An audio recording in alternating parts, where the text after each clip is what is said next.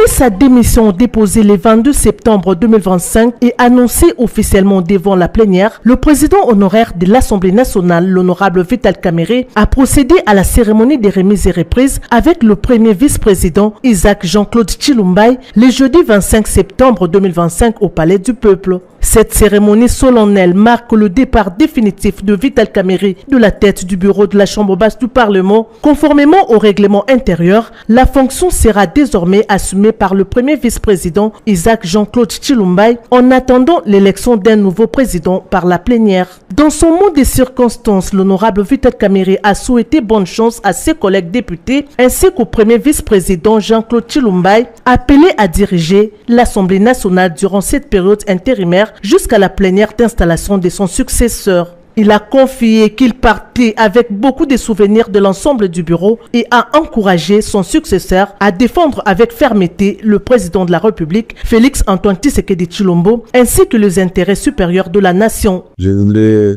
vous dire que des affaires de l'État continuent, les hommes passent, les institutions restent. Je vous souhaite bonne chance pour la période que vous aurez à gérer cette grande institution, la deuxième de la République. Bonne chance aussi pour la plénière ou les plénières qui auront consacré ma succession ici à ce poste de président de l'Assemblée nationale. Je suis parti avec beaucoup de souvenirs heureux ici. C'est pas la première fois que je parte. Je souhaite bonne chance aux autres. Merci pour l'amour et la collaboration dont vous m'avez témoigné. La République passe avant tout.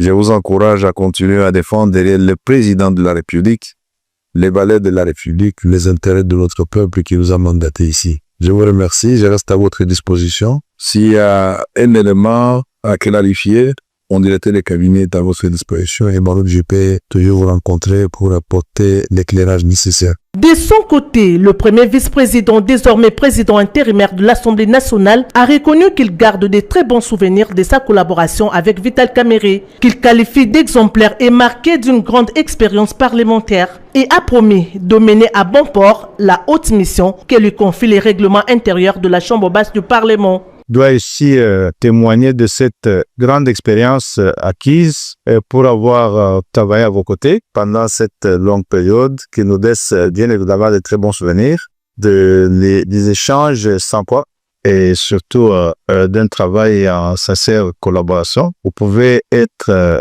rassurés que, comme souhaité, nous tenterons de mener à bon port la courte mission qui nous est confiée ici par notre règlement, et que nous veillerons toujours que l'image se devait laisser derrière vous par la gestion de cette grande institution préservée. Derrière la vision du chef de l'État que nous allons ensemble pérenniser, je retiens aussi les mots forts que vous avez prononcés à cette occasion pour le travail à battre pour l'intérêt de la République et la sauvegarde de barrières de ce qui nous est commun, c'est ce pays. Ce n'est pas nos petites personnalités qui comptent, mais plutôt les mettre devant comme intérêts fondamentaux qui structurent notre existence sera notre leitmotiv. Cette cérémonie s'est faite en présence du secrétaire général de l'Assemblée nationale, Jean Ngouvoulou Kogé, de la questeur Chimène Poli, les cadres de l'administration et de quelques membres du cabinet de la Chambre basse du Parlement.